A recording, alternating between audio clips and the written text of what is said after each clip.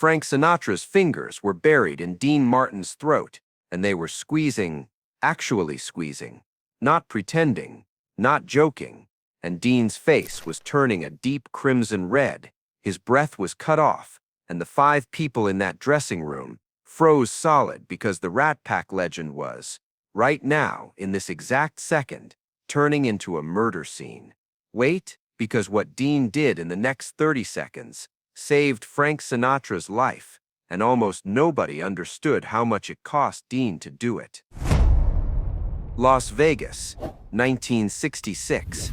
The Sands Hotel. It's 11:30 at night, and the first show just ended 20 minutes ago. The applause is still ringing in the hallways. The audience is still buzzing in the casino, retelling the jokes, humming the songs, ordering another round. Upstairs in the dressing rooms, the air smells like cigarette smoke, hairspray, and sweat. The kind of sweat that comes from performing under hot stage lights for 90 minutes straight. Dean Martin's dressing room is on the 3rd floor, end of the hall. It's not huge, but it's comfortable. There's a long mirror with those round bulbs all around it, the kind that make your skin look pale and tired if you stare too long. There's a rack of tuxedos and suits hanging along the wall. There's a small bar cart in the corner with bottles of whiskey, vodka, gin. There's a leather couch that's seen better days, and right now there are 5 people in this room who wish they were anywhere else. Dean is standing near the makeup counter. He's still in his stage tuxedo, black jacket, white shirt, unbuttoned at the collar, bow tie hanging loose. His hair is slicked back, dark and shiny. He's holding a cigarette in his left hand, and he's not smoking it. It's just burning down between his fingers. His right hand is resting on the edge of the counter. He looks calm. He always looks calm. That's Dean's gift. Even when the world is falling apart, he looks like a man who just woke up from a nap. Frank Sinatra is 3 feet away from him. Frank is not calm. Frank's tuxedo jacket is off, draped over a chair. His white dress shirt is wrinkled and damp with sweat.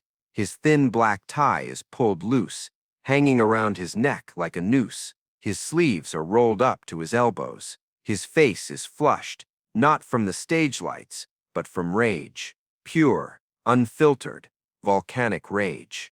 Behind Frank, pressed against the wall near the door, is Tony Consiglio, Dean's road manager. Tony is a big guy, 6'2", 240 pounds. He's seen bar fights. He's seen backstage brawls. He's pulled drunks off Dean before. But right now, Tony looks like a kid who walked into his parents' bedroom at the wrong time. His eyes are wide. His mouth is slightly open. He's not moving. Next to Tony is a young makeup artist named Linda. She's 23 years old. This is her first year working Vegas. She was hired because she's fast, she's good, and she doesn't ask questions. Right now, she's regretting every decision that led her to this room. Her hand is covering her mouth. Her mascara is starting to run because her eyes are watering and she's too scared to blink. Near the costume rack is Vincent Romano, Frank's manager and oldest friend. Vincent has known Frank since they were kids in Hoboken. He's been through the divorces, the comebacks, the mob connections, the Oscar. Vincent has seen Frank at his best and his worst. But even Vincent looks shaken right now. His arms are crossed. His jaw is tight. He's watching Frank the way you watch a dog that might bite. And then there's Eddie Sullivan, Frank's bodyguard and personal enforcer.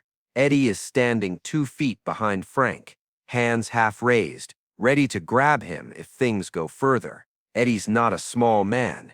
He's solid muscle. He's got fists like cinder blocks. But Eddie knows that if he touches Frank right now, if he physically restrains him, Frank will never forgive him. So Eddie is frozen in this horrible in-between space, close enough to act but far enough to pretend he's not involved. 5 people, 1 small room, and the tension is so thick you could cut it with a knife. Here's what happened 10 minutes ago. Dean and Frank had just finished the first show. It was a good show. The crowd loved it. They always did. Dean and Frank had this rhythm, this unspoken chemistry. Frank would sing a ballad, pouring his heart out, demanding respect. Then Dean would stumble onto the stage with a drink in his hand, mumble a joke, and the whole room would explode with laughter. It was the perfect formula. Frank was the artist. Dean was the clown. Everybody won. Except tonight, something shifted. During the finale, Frank was singing "I've Got You Under My Skin," which is a song about obsession and passion and vulnerability disguised as strength. It's one of Frank's signature pieces. He was hitting the high notes, his voice strong and clear, the orchestra swelling behind him. The audience was locked in, completely silent, hanging on every word.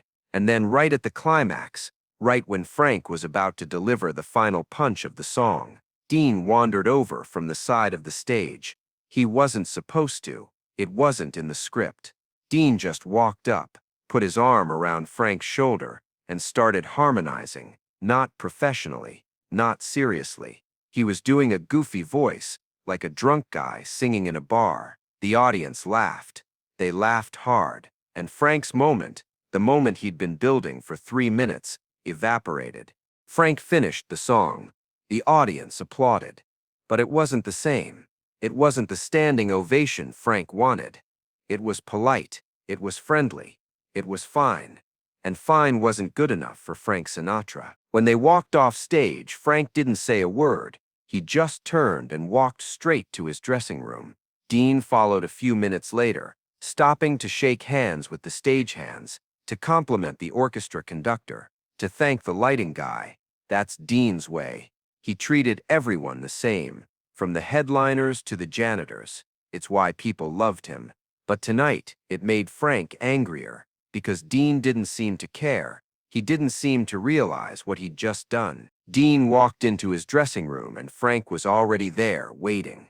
Tony, Linda, Vincent, and Eddie had followed, sensing something was about to happen. Dean poured himself a glass of apple juice, which he always did after a show. People thought it was whiskey, but it was apple juice. He turned around, took a sip, and that's when Frank exploded. "You did that on purpose," Frank said. His voice was low and dangerous. "You sabotaged me." Dean blinked. "What?" "The song. You ruined it. You turned it into a joke." Dean set the glass down. "Frank, I was just having fun. It's the act. We always do that. We do that when I say we do that. Not when you decide to steal my moment." "I wasn't stealing anything." Frank took a step forward. "You think you're better than me, don't you?" Dean sighed. He'd seen Frank like this before. Frank got insecure. He got jealous. It happened. Usually, Dean would make a joke, pour Frank a drink, and they'd move on. But tonight, something in Frank's eyes was different. Tonight, Frank wasn't looking for reassurance. He was looking for blood. Frank's voice was getting louder now. "You know what your problem is, Dean? You think you can coast through life. You think you can just smile and charm your way through everything. You don't work. You don't care. And somehow people love you more than they love me." Dean didn't respond. He just stood there, cigarette still burning in his hand. Frank continued, "I work my ass off. I rehearse. I fight for every note. I demand perfection. And you show up half asleep, mumble a few jokes, and the world falls at your feet. You knock the Beatles off the charts. You've got the #1 TV show, and you don't even care." Notice something here. This is where the real story starts. Frank wasn't angry at Dean.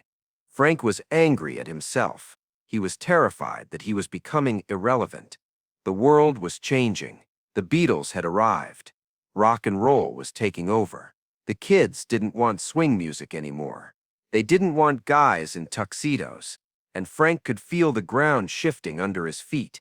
He could feel time slipping away. And Dean, who didn't even seem to care about fame, was thriving. It was the cruelest irony. The less Dean cared, the more the world loved him, and it was eating Frank alive. "Say something," Frank demanded. Dean took a drag from his cigarette and said, "Frank, you're tired. Let's talk tomorrow." That was the wrong thing to say. Frank's face went from red to purple. Don't you dare patronize me. I'm not. You think I'm tired? You think I need a nap? I'm not a child, Dean. I never said you were. Frank grabbed the glass of apple juice from the counter and hurled it against the wall. It exploded on impact. Shards of glass, spraying everywhere. One piece spun through the air and missed Dean's face by inches. Linda gasped. Tony flinched. Vincent took a step forward. But Eddie held up a hand, stopping him. Dean didn't move. He didn't blink. He just stood there, looking at Frank with an expression that was almost sad. Dean asked quietly, "Feel better?" And that's when Frank snapped. He lunged forward, grabbed Dean by the throat, and started squeezing. It wasn't a shove. It wasn't a grab. It was an attack.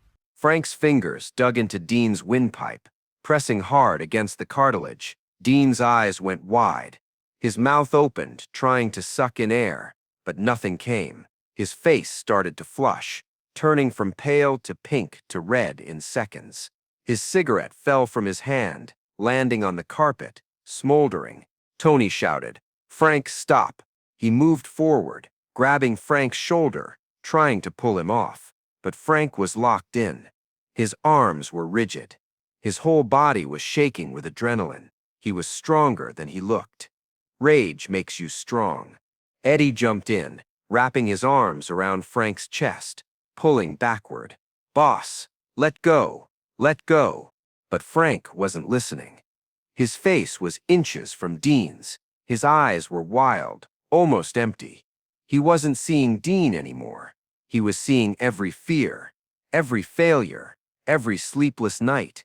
He was seeing his own mortality, and he was trying to choke it to death. Dean's hands came up, wrapping around Frank's wrists. But here's the thing. Here's the moment that nobody who was in that room will ever forget. Dean didn't push. He didn't try to break Frank's grip. He didn't fight back. His hands just rested on Frank's wrists, holding them gently, almost like he was comforting a frightened animal. And Dean's eyes, even as his face turned crimson, even as the oxygen left his brain, stayed locked on Frank's eyes, not with anger, not with fear, with pity, with love. Dean's lips moved. No sound came out at first. Then, barely a whisper, hoarse and broken, Dean said, "Frankie." Frank's grip didn't loosen. Dean tried again, whispering, "Frankie, Frankie, let go." And something in Dean's voice, something soft and sad and impossibly calm, cut through the rage. Frank's eyes focused. He saw Dean's face. He saw the red. He saw the tears forming at the corners of Dean's eyes. Not from pain, but from the pressure. He saw his own hands, his own fingers, wrapped around his best friend's throat, and the realization hit him like a freight train. Frank let go. Dean staggered backward, catching himself on the makeup counter. He doubled over, coughing, gasping, sucking in huge lungfuls of air. His hand went to his throat, rubbing the red marks that were already forming. His eyes were watering. His whole body was shaking. Frank stood frozen, staring at his own hands.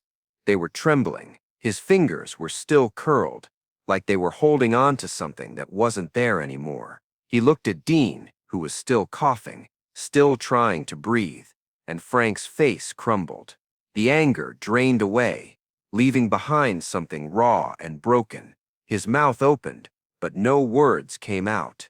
Just a sound, a low, guttural sound that might have been a sob or might have been a scream. "Oh my God," Frank whispered. "Oh my God, Dean." Dean held up a hand, stopping him. Dean straightened up, still breathing hard, still rubbing his throat. He looked at Frank, and then, slowly, Dean stepped forward. He closed the distance between them, and he put his arms around Frank. He pulled him into a hug. Frank collapsed. His knees buckled. He would have fallen if Dean hadn't been holding him. Frank's hands came up, gripping Dean's tuxedo jacket, and he buried his face in Dean's shoulder. And Frank Sinatra, the chairman of the board, the voice The man who never broke started crying. Not quiet tears, not dignified tears, deep, shaking sobs that racked his whole body. "I'm sorry," Frank choked out. "I'm sorry. I'm so sorry." Dean didn't say anything. He just held him, one hand on the back of Frank's head, the other around his shoulders. Dean's own eyes were closed. His throat was on fire. His voice was going to be wrecked for days, but he didn't care. He just held his friend and let him break. Linda was crying now, tears streaming down her face. Tony was staring at the floor, hands in his pockets, not knowing what to do. Vincent had turned away, facing the wall, giving them privacy. Eddie stood near the door, arms crossed, jaw tight, blinking hard. After what felt like an eternity, but was probably only 2 minutes, Frank pulled back. His face was red and blotchy. His eyes were swollen. He looked 10 years older. He looked human. Frank said, his voice barely above a whisper, "I could have killed you." Dean's voice was hoarse, rough, but still, "Dean, you didn't." "I wanted to. For a second, I wanted to." "I know." Frank shook his head. "What's wrong with me? What the hell is wrong with me?" Dean put his hands on Frank's shoulders, looking him straight in the eye. "You're scared, Frankie. You're scared of losing it all. And when you're scared, you get mean. But you're not a bad guy. You're just human. I don't deserve you." "Probably not," Dean said, a small grin appearing on his bruised face. "But you're stuck with me anyway." Frank let out a sound that was half laugh, half sob. He wiped his eyes with the back of his hand. "We've got a second show in 40 minutes. Dean nodded. "Yeah, we do. Can you sing?" Dean touched his throat gingerly. "We're about to find out." Frank looked at the others in the room. "Everybody out. Now, and if I hear one word of this outside this room, you're all fired. I mean it." Tony, Linda, Vincent, and Eddie filed out silently. Linda was still crying.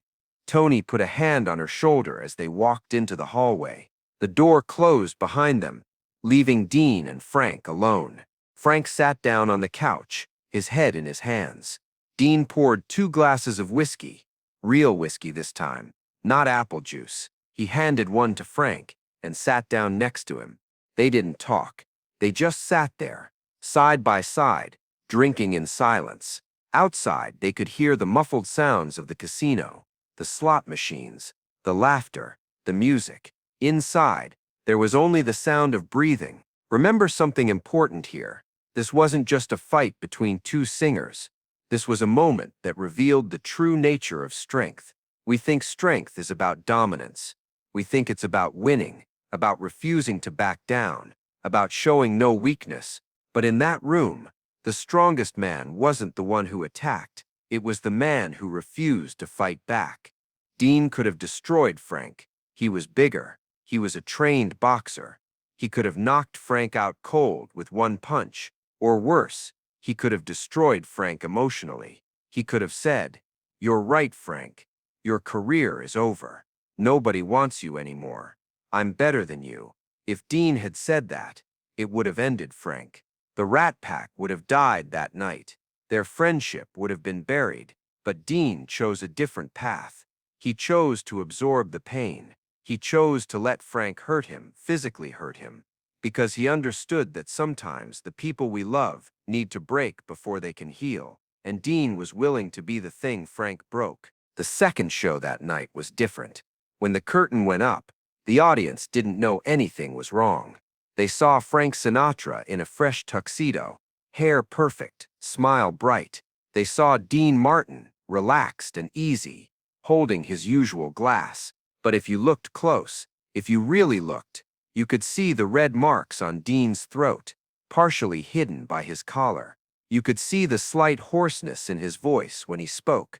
You could see the way Frank kept glancing at Dean, like he was making sure Dean was still there. The show started with Dean alone on stage. He told a few jokes, the audience laughed, and then Frank walked out. Usually, Frank would stand on the opposite side of the stage, keeping distance, maintaining the dynamic. But tonight, Frank walked straight over to Dean. He put his hand on Dean's shoulder, and he looked at him. Really looked at him, and Dean looked back, and something passed between them. Something the audience couldn't see or understand. A silent acknowledgement, a silent apology, a silent promise. They sang Me and My Shadow together, a duet they'd performed 1,000 times. But tonight, every word felt heavier. Every note felt like a prayer. And when they reached the final line, when they sang about sticking together through thick and thin, Frank's voice cracked. Just for a second. Just enough.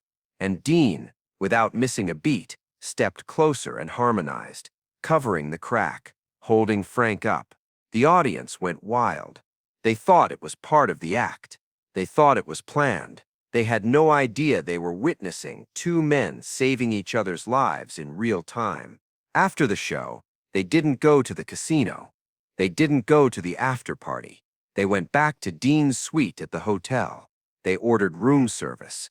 They sat on the balcony, looking out over the Vegas Strip, the neon lights glowing in the desert night. They didn't talk much. They didn't need to. At one point, Frank said, "I'm seeing a doctor when we get back to LA. A head doctor." Dean nodded. "Good. I can't keep doing this. I can't keep hurting the people I love." "You won't." "How do you know?" Dean looked at him. "Because you're Frank Sinatra. And Frank Sinatra doesn't quit." Frank smiled. A real smile this time. "You're full of it. You know that." "Yeah, I know." They never spoke about the incident again. Not to anyone. Not to the press. Not in interviews. Not in their memoirs. It became one of the forbidden stories. One of the ghosts that haunted the Rat Pack mythology. The 5 people who were in that room kept their word. They never told, but they never forgot either. Years later, long after the Rat Pack had disbanded, long after Vegas had moved on to younger stars and flashier shows, Frank Sinatra was asked in a television interview who had taught him the most about life. He didn't hesitate. He said, "Dean Martin. He taught me that you can be strong without being cruel. He taught me that sometimes the bravest thing you can do is forgive someone who doesn't deserve it." And Dean, when he was in his 70s, sitting in his favorite chair, watching old westerns, a friend asked him what his proudest moment in show business was. Dean thought for a long time. Then he said, "The night I didn't hit Frank back, that's the night I knew I was a man." That night in Las Vegas teaches us something we don't want to admit. The people we love the most are often the people who hurt us the deepest. Not because they're evil, not because they don't care, but because they're human. They're scared, they're broken, they're fighting battles we can't see, and when they lash out, when they attack, when they try to destroy us, we have a choice. We can fight back. We can match their violence with our own. We can burn the bridge and walk away feeling justified. Or we can do what Dean did. We can stand there. We can absorb the pain. We can look them in the eye and say, "I'm still here. I'm not going anywhere." That's real strength. That's real love. And it's the hardest thing in the world to do. So the next time you see a photo of Frank Sinatra and Dean Martin on stage, smiling in their tuxedos, drinks in hand, remember the night Frank's fingers were around Dean's throat. Remember the moment Dean chose love over pride. Remember the 5 witnesses who watched a friendship almost die and then watched it be resurrected. If you enjoyed spending this time here, I'd be grateful if you'd consider subscribing. A simple like also helps more than you'd think. And if you've ever wondered what happened the morning after, when Frank showed up at Dean's door with a gift he'd never given anyone before, tell me in the comments. That story has never been told until now.